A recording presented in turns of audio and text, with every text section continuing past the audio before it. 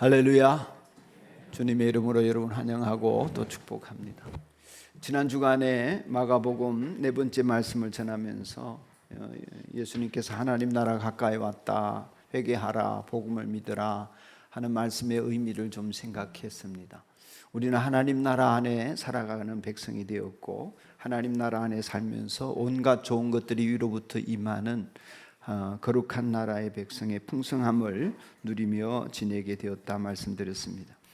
하나님 나라의 풍성함이 여러분에게 기쁨으로 다가오고 또 그것을 누리는 즐거움 속에 한 주간을 지내다가 오셨습니까? 무척 궁금합니다. 유대인들은 하나님 나라가 가까이 왔다 했을 때에 이제 되었구나 하면서 이제 지도자가 등장을 했으니까 그 지도자와 함께 군대도 등장하고 또 나라가 세워지고 다윗의 그 제국처럼, 솔로몬 시대처럼 이제 그 다윗의 나라가 재건되어서 전쟁에서 승승장구하면서 이제 우리는 잘 살게 될 것이다 이렇게 여겼을 텐데, 하나님 나라가 가까이 왔다 이렇게 하셨던 예수님께서는 오늘 그 다음 장면에서 바로 제자들을 부르러 다니시는 모습으로 이렇게 비춰집니다. 그러니 이제 이 복음서를 기록한 마가의 입장에서는 하나님 나라가 가까이 왔다 해놓고 제자를 부르시는 이 모습을 통하여서 세상에서 하나님 나라가 어떻게 구현되어져 가는지 하는 것을 이 읽는 사람들에게 느끼도록 해주고 싶었던 거죠. 그 당시 사람들이 무엇을 기대했던지 간에 또 이 복음서를 처음 읽는 사람들이 어떤 기대를 가지고 하나님 나라가 되어질까 이렇게 생각했던 그 기대가 무엇이었던지 간에 하나님 나라는 이렇게 시작한다, 이걸 이제 보여주고 싶어 했던 것 같습니다. 그래서 여러분, 이 성경을, 마가복음을 처음 읽는 사람들이라고 생각해 보시면 이제 하나님 나라가 가까웠다, 회개하고 복음을 믿으라 이래놓고 예수님이 갈릴리를 다니시면서 갈릴리 바닷가를 지나가다가 어부들, 시몬, 베드로, 시몬이 베드로죠, 안드레, 요한, 야고보 이런 네 사람의 제자를 부르시는 이 이야기를 읽게 되면 뭔가 기대가 됩니까? 그리고 실망이 될 것 같습니까? 별로 관심이 없으시군요. 소극적으로는 내가 생각한 거하고 다르네, 뭔가 내 생각하고 다른 일이 벌어지겠구나 이렇게 하고, 적극적으로는 이게 뭐야, 하나님 나라라며, 다윗의 왕국이 재건되어진다고 하는 메시아 왕국이 건설된다며, 그런데 어부들을 부르신다? 이게 군대가 될까? 아니면 무슨 대단한 역사가 일어날까? 이렇게 해서 어떻게 하겠다는 거지? 이런 반발심이 생기지 않았을까? 제 추측입니다. 예수님께서 말씀하신 하나님 나라와 그 통치라고 하는 것이, 그 다스림이라고 하는 것이 우리가 생각하는 그게 아니구나, 이걸 느끼도록 하고 싶은 거죠. 그러니 여러분, 이 자리에서 우리가 이 말씀을 읽는 우리에게 있어서 하나님 나라는, 그 다스림은 세상에서 떠들썩하게 로마 제국이니 지금의 어떤 대통령이니 선진국이니 하는 그런 식으로 주목할 만한 과시적인 방법으로 하나님 나라는 이루어지지 않구나. 그러니까 이제 예수님이 제자들을 선택하는 것으로 시작했습니다. 별로 주목받지 못하는 거잖아요. 주목받지 못하죠. 어부들 몇이 부른다고 뉴스에 나겠어요? 토픽에 나겠냐고요. 그렇지만 예수님이 하신 말씀을, 나중에 하신 말씀을 기억해 보시면 하나님 나라는 점진적으로 시작된다. 하나님 나라는 가루 서말 속에 넣은 누룩과 같아. 하나님 나라는 작아 보이고 안 보이듯이 그렇게 되지만, 겨자씨와 같지만, 그러나 그것이 심겨지면 시간이 지날수록 큰 나무가 되고 나중에는 새들도 깃들고 사람들도 의지하는 그런 나무가 된다. 그러니까 별로 주목받지 못하는 모습인 것 같지만 시간이 지날수록 이 하나님 나라는 크고 위대해지고 온전해지는 모습으로 나타날 거다, 이런 말씀을 예수님 나중에 하셨거든요. 그러니까 이렇게 이제 예수님이 제자들을 부르시면서 다니시다가 이 불려진 제자들, 그렇게 해서 예수님의 부르심을 받고 예수님을 따르게 된 제자들은 나중에 어디까지 갑니까? 겟세마네 동산까지 가게 되는 거죠. 그리고 십자가를 주님과 더불어 같이 지는 예수님의 동역자들이 되어지고 하나님 나라의 일꾼들이 되어지는 것 아니겠습니까? 줄곧 예수님과 함께 합니다. 그러니까 연약하고 부족하고 모자라고 사람들이 주목하실 만한 사람들이 아니고 뭐 갈릴리 출신이라 그러면 다 업신여길 수 있는 그런 사람들이고 예수님을 배반하기도 하고 실수하기도 하고 말씀을 하셔도 못 알아듣기도 하고 그랬던 그들이지만, 그러나 예수님은 그들에게 하나님 나라의 왕권을 펼쳐갔습니다. 그러면서 이제 마가는 복음서를 통해서 우리가 걷는 그리스도인의 생활, 제자의 길, 지금 우리가 하고 있는 신앙생활을 돌아보게 해 주는 것 같습니다. 그 예수님의 부르시는 모습에는 몇 가지 특징이 드러나는데, 첫째가 뭐냐면 대부분은 그 당시에도 그렇고 요즘도 그렇지만 내가 배울 사람을 내가 선택하잖아요. 랍비를 내가 선택하지요. 유대인들도 내가 배울 사람을 내가 선택했습니다. 그런데 이 제자들은 그게 아니잖아요. 내가 따르고 싶다고 그 사람을 따른 게 아니라 예수님이 선택을 해요. 예수님이 제자를. 이게 선발의 원리가 다른 겁니다. 그러니까 예수님이 제자들을 나중에 마가복음 3장에 가면은 기도하신 뒤에 제자들 12를 따로 세워서 제자를 삼으시는 이야기가 나오는데 예수님이 부르셔요. 내가 가는 게 아닙니다. 믿음 생활의 가장 큰 특징 중에 하나입니다. 여러분 여기 와 계신 분들 중에서 내가 선택하고 내가 믿어서 내가 믿고자 해서 이 자리에 예배당에 나와 있다 이랬을 줄 모르는데, 어떤 분도 하나님의 선택이 없어는 이 자리에 있을 수 없는 것입니다. 하나님이 여러분을 선택해서 불러주시는 거예요. 주도권이 하나님 나라, 하나님에게 있는 것이 하나님의 나라입니다. 하나님의 선행하는 은총을 통해서 여러분이 누구를 통해서 이 자리에 왔든지 간에 이미 십자가를 통해 구원의 역사를 일으키신 하나님의 선행하는 은총이 있었기 때문에 우리는 여기 이 자리에 있을 수 있게 된 것이다 하는 것입니다. 그러니까 이런 방식은 성경 전체를 흐르는 맥이에요. 스타일이에요. 우리를 먼저 택하신 것이죠. 그러니까 먼저 우리를 사랑하시고 먼저 우리를 위해 희생하시고 먼저 우리를 섬기시고, 그래서 하나님이 부르지 않으셨는데 어느 누구도 이 자리에 와 있을 수 없는 것입니다. 그러므로 여러분 그렇게 믿으시기를 바랍니다. 내가 와 있는 것 같지만 내가 아니라 하나님 나를 부르셨다. 할렐루야. 하나님 나를 부르셨다. 내가 믿고 내가 행하는 것 같지만 하나님이 부르시지 않으시면 내 믿음도 내 행함도 그 어떤 것도 하나님 나라에 합당하게 되어질 수 있는 것이 아니다.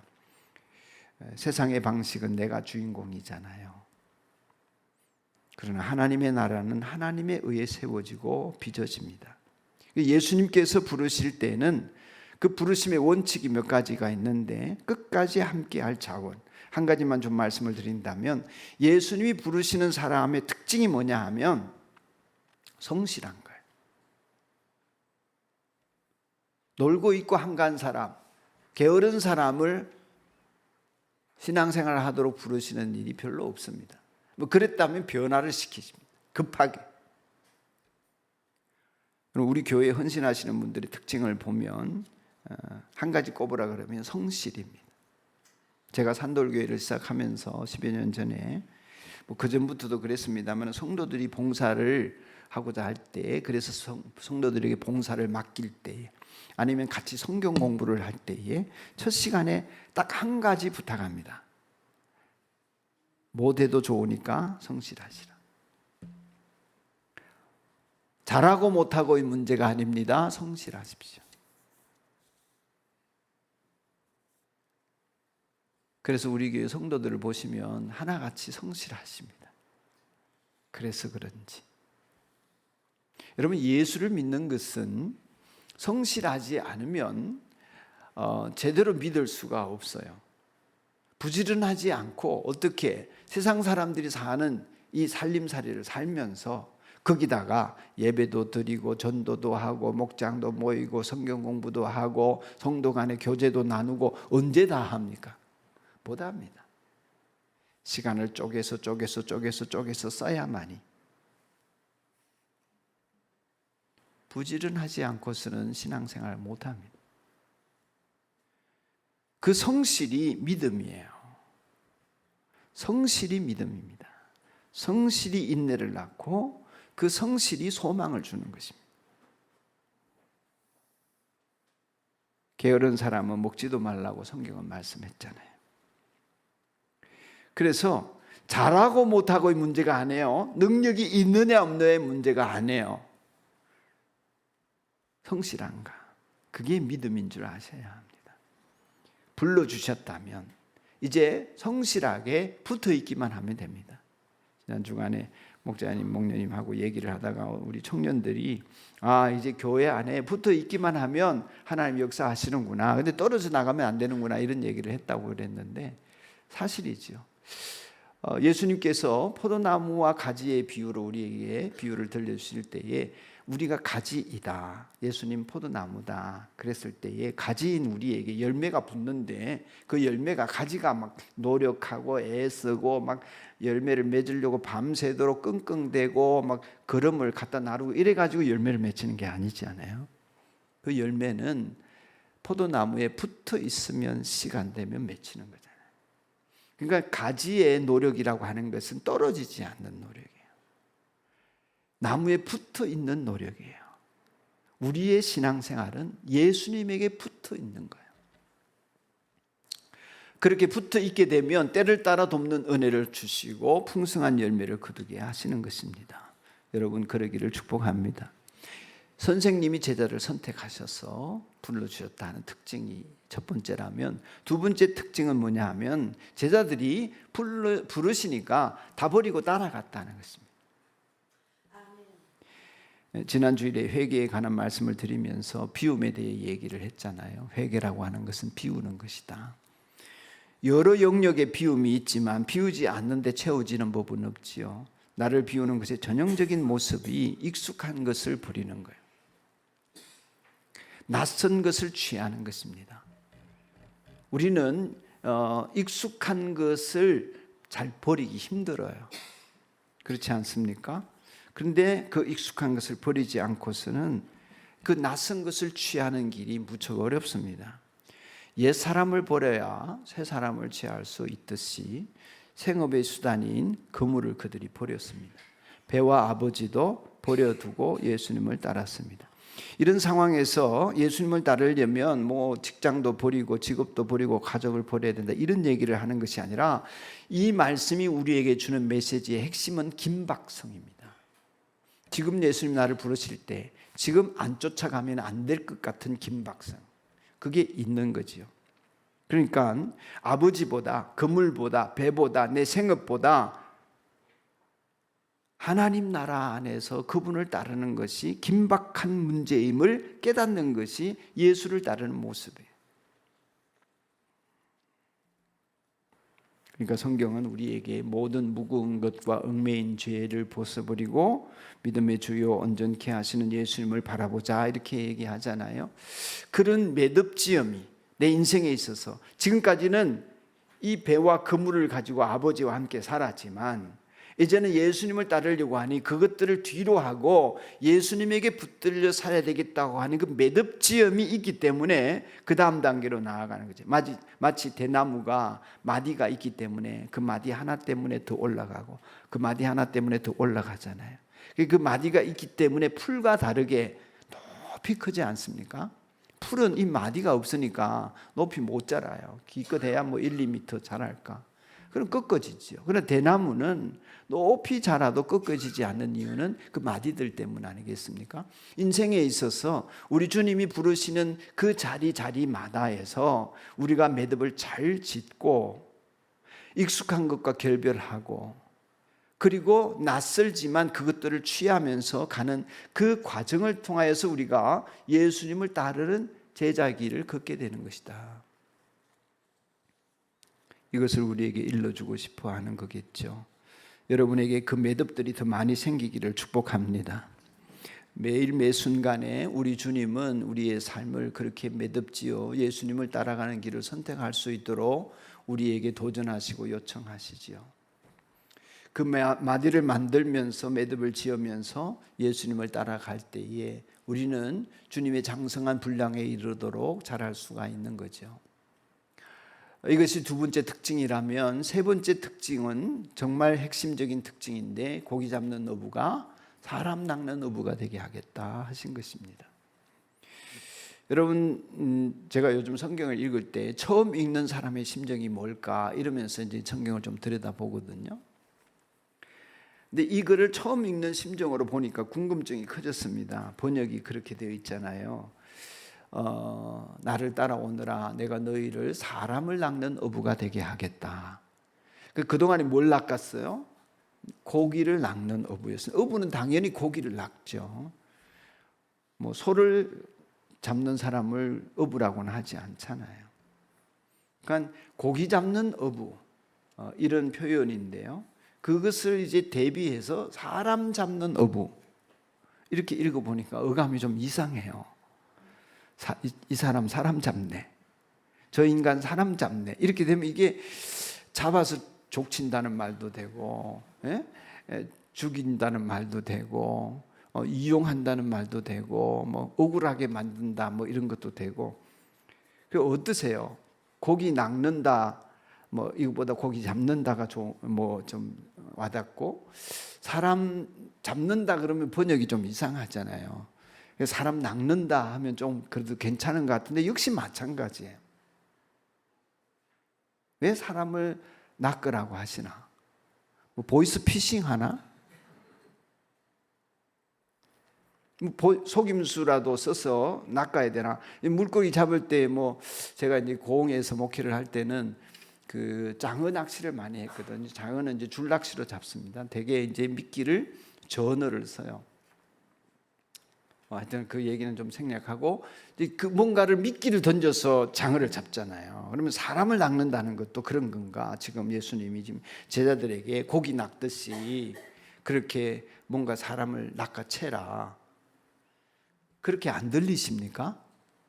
저는 그렇게 들려요. 그래서 이번 주가 내내 사람 잡는 어부, 사람 잡는 어부, 내가 사람 잡는 어부인가? 아니면 우리 교회가 사람을 잡아야 되나, 어떻게 되나, 뭐 이러면서 이제 생각을 이어왔는데요. 고기는 잡히면 죽는 거잖아요. 그럼 죽이려고 사람을 잡으라는 건가? 아니면 잡아서 내가 부자가 되는 거니까, 그걸 먹고 사는 거니까, 내가 먹고 살려고 고기를 잡는 거니까, 그러면 내가 살려고 저 사람을 잡아야 되나? 이제 이거를 사람 낚는 어부 이래서 이제 해보니까 내 편 많이 만들자고 전도 많이 하잖아요. 예수님이 내 편 많이 만들라고 이 사람들 부르셨나? 예수님의 철학이나 사상을 보면 그렇지는 않거든요. 예수님이 내 편 많이 만들려고 하셨어요? 그런 데는 좀 찾아보기 어려워요. 이게 무슨 뜻일까? 한 주일 내내 궁금해서 묵상도 하고 뭐 이랬는데, 그러다가 이제 그 루트에 번역된 독일어 성경을 보게 되었습니다. 그러니까 루트의 번역이 사람 낚는 어부라고 번역을 안 했더라고요. 최초의 성경을 번역한 사람이잖아요, 라틴어에서. 독일 말이라고 하는 것이, 이제 독일 말은 여러 단어를 붙여서 복합으로 쓸 수 있는데 굉장히 편리하거든요. 그래서 여러 말을 이어서 이제 단어를 만들기 때문에 어떤 단어는 철자가 굉장히 깁니다. 심지어 철자가 60개가 되는 것도 있어요. 그 단어 외우기 어렵겠죠. 단어 하나에 철자가 60개. 루트는 어떻게 했냐면 사람의 어부 이렇게 번역했어요. Menschen Fisherman. 그러니까 사람하고 어부를 붙였어요. 사람의 어부 이렇게 했단 말이에요. 그게 원래 원문의 뜻인 거예요. 고기의 어부가 있고 사람의 어부가 있는 거예요. 사람의 어부라고. 그래서 이제 킹 제임스 버전도 보니까 그렇게 번역했어요. Fisherman of man이에요. Fisherman of man. 사람의 어부. 근데 그걸 우리말로 번역을 할 때 사람 낚는 어부 이래 놓으니까 완전히 달라지는 거예요. 그물을 던져가지고 더 많은 사람을 낚는 그 일을 하는 것이 제자인 것처럼 착각을 하게 되는 거죠. 그건 해석이죠. 번역은 해석이 들어가니까. 해석을 빼버리고 보면 고기의 어부가 아니라 사람의 어부가 되게 하겠다. 그 얘기는 뭐 전도를 하지 말자 하자 이런 얘기가 아니라 우린 전도를 끊임없이 해야 되지만 고기의 어부는 돈 벌기 위해서 잔챙이도 잡고 그물도 손질하고 그러잖아요. 근데 여기 고기의 어부할 때 고기는 익투스거든요. 잔챙이에요. 뭐 전어나 멸치나 이런 것들. 큰 고기가 아니라 그거라도 잡아서 생계를 유지하는 어부였는데 그 돈을 왜 법니까? 살기 위해서, 자기 생명을 위해서, 가족들을 위해서. 그런데 고기잡이의 목적이 먹고 살기 위해서 그렇게 하는데 시간이 지나면 어떻게 됩니까? 먹고 사는데 목적이 있는 게 아니라 뭐가 목적이 돼요? 돈이 목적이 되죠. 돈이 목적입니다. 그래서 고기 잡는 어부는 돈 버는 어부예요. 돈으로 쌀도 사고 옷도 사고 놀러도 가고 실제로는 중요한 것이 자기 생명인데 자기의 삶인데 그 삶보다 더 중요하게 여기지는 것이 뭐가 된다? 돈이 되는 것입니다. 그게 고기의 어부예요. 사람답기 위해 살기 위해서 돈을 버는데 사람다워지기는커녕 돈의 노예가 되는 거죠. 고기의 어부는. 그래서 이제는 그렇게 살지 말고 사람의 어부가 되라. 그렇게 내가 되도록 하겠다 하시면서 부르시는 거 아니에요? 물질 중심에서 생명 중심으로. 무슨 이데올로기 중심이거나 그런 게 아니라 사람이 먼저다. 사람 중심이어야 한다. 이렇게 부르신 거잖아요. 그게 하나님의 본뜻인 거예요. 그러고 보면 처음부터 하나님은 그러셨어요. 사람과의 관계 중심이셨죠. 태초부터 에덴에서 사람을 만드실 때도 더는 돈을 위해서 사는 존재가 아니고 물질을 위해서 사는 존재가 아니기를 바라시는 거죠. 고기 잡는 어부에서 사람 낚는 어부가 되도록 하겠다. 조금 더 생각을 해보니까 여기에는 심판적인 기능도 없지는 않아요. 그러니까 여러분 고기를 잡으면 그 고기를 내버릴 것인가 취할 것인가 취사 선택을 누가 해요? 어부가 하는 거예요. 사람의 어부라고 하는 것은 사실은 가려지도록 하는 역할도 제자들이 하는 거고 교회가 하는 거거든요. 예수님이 어디 말씀에서 그렇게 얘기하셨잖아요. 우리가 세상을 심판한다. 어부의 권리죠.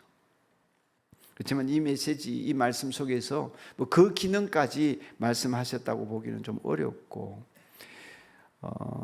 베드로를 비롯한 네 사람의 삶의 목적이 더 이상은 생계를 위한 인생이 아니라 돈을 위한 인생이 아니라 생명을 위한 인생이 되도록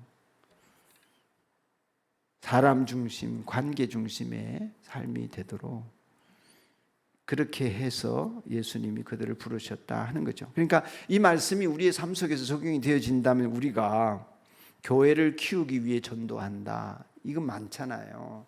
교회 성장을 해야 된다. 뭐 교회가 자연스럽게 자라고 성장하고 하는 일이 있을 수 있겠지만 성장 자체가 목적이어서 생명에는 관심이 없고 그 사람의 생명과 존재가 어떠함에 대해서는 관심이 없고 우리 교회 숫자 늘리고 빈자리 채우고 내 집을 강건하게 채우라 이런 말씀만 전도하는 데 써가지고 우리의 세를 더 키우는데 교회의 목적이 있다. 그런다면 하나님의 말씀은 전혀 엉뚱하게 이해되어진 것이라 할 수 있죠. 교회를 키우는 게 아니고 우리의 기독교 이 나라에서 이 사회 속에서 기독교가 얼마나 큰 세력이 되었나 뭐 이런 거 자랑하는 것이 아니고, 안 믿는 사람 데려다가 우리 목장의 식구 늘리는 것이 아니고, 사람의 어부의 사명, 제자의 길이라고 하는 것은 생명을 존중하는 것이다. 그 사람이 하나님의 형상을 회복하도록 사랑하는 것이다. 그래서 진짜 사람이 되는 것, 하나님이 원래 지으셨던 창조의 모습이 회복되도록 돕는 것, 이런 것이 이제 제자에게 주신 사명이다 라고 이제 읽혀지는 것이죠. 이 부르심에 베드로와 제자들은 반응하고 생명을 얻도록 하는 일에 쓰임 받도록 변화시켜 가시는 것입니다. 그러니까 그것을 깨닫고 난, 이제 이것은 나중에 썼잖아요. 그러고 난 뒤에 보니까 제자들에게 있어서 배나 그물이나 부모는 더 이상 우선순위가 아니었다, 이 얘기를 하고 싶은 거예요. 예? 뭐 배도 중요하고 그물도 중요하고 아버지도 중요한데 우선순위가 거기에 있지 않더라. 그래서 제자들은 예수님을 따르게 되었더라. 이것은 나중에 이제 복음서를 기록하면서 우리에게 전해주고 싶은 내용이다 하는 거죠. 예수님께서는 숫자에 별로 연연하지 않으신 것이 분명합니다. 그래서 제자들이 이제 예수님에게 뭐 실망해서 다 떠나갈 때가 있었잖아요. 요한복음 7장 8장쯤에 이르러서는. 그랬을 때 예수님이 제자들에게 너희도 가려느냐 이러시잖아요. 말을 그렇게 안 하시죠. 야, 너희들은 가지 마라 이렇게 하지 않으셨거든요. 가든지 말든지 해라. 그러나 너도 갈래? 이렇게 물으신단 말이죠. 깨달은 사람은 영생의 말씀이 주께 있으면 우리가 어디로 가리까 이러는 거고, 그렇지 않은 사람은 네, 안녕히 계세요, 다음 기회에 또 뵙겠습니다 이러고 가는 거죠. 여러분은 어느 쪽이십니까? 더 이상은 의미가 없는 것이 돌아서는 것이고 회개요, 자기를 비우는 것 아니겠습니까? 그러니까 세상의 길, 욕망의 길, 탐심의 길에서 돌아서서 이제 생명의 길, 영생의 길, 진리의 길을 걷고 있는데 너희도 그러겠느냐? 예, 그러겠습니다. 그럴 때 이제 주님을 따라가는 사람이 되고, 그렇지 않으면 여전히 세상 길에서 허덕이는 사람이 되고, 그 나라에 들어서고 보니까 이게 하나님 나라의 영광은 세상에서 뭐 이렇게 좀 더 벌고 이렇게 쓰고 하였던 것은 비교 불가한 하나님 나라의 은총이 있는 것이다. 이게 깨달아지니까 재미있게 사는 거예요. 신앙생활을 재미있게 하는 것입니다. 하나님의 은총을 덧입혀 주시는 놀라운 역사가 있다. 이게 복음의 증언인 것입니다. 사랑하는 여러분, 택함 받은 여러분을 축하드립니다. 하나님이 여러분을 선택하셔서 하나님 나라에 들어오도록 하셨습니다. 그러니까 그 나라에서 사는 법을 잘 배우셔야 돼요. 세상 나라에서 사는 거하고는 다르거든요. 부르심을 따르고 매듭을 짓고 버리고서 예수님을 따르기로 마음먹은 여러분 역시 축하드립니다. 아직도 뭘 버리지 못하고 매여 있는 게 있다면 그게 사람이든 물질이든 그게 뭐든지 간에 연연해 하고 있는 것이 있다면 그 더 이상 내가 매이고 묶이지 않도록 기도하며 간구하십시오.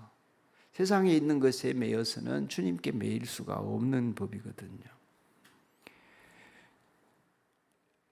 기도하셔야 합니다. 그리고 세 번째로 사람의 어부, 이건 생명을 얻게 하는 것이다. 풍성히 얻도록 하시겠다. 주님 그렇게 말씀하셨잖아요.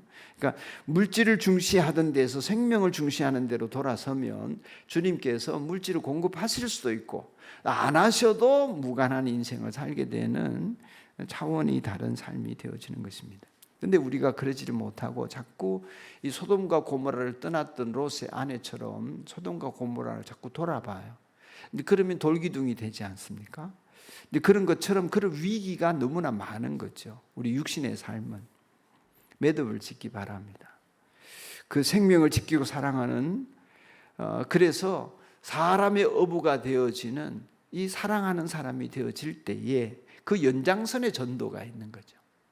그 연장선에 저 생명을 살려내야 되는데 하는 영혼구원의 메신저가 될 수 있고 생명의 주님을 증언하는 전도자의 삶이 길이 있는 것입니다. 여러분이 그 길에 들어서기를 축복합니다.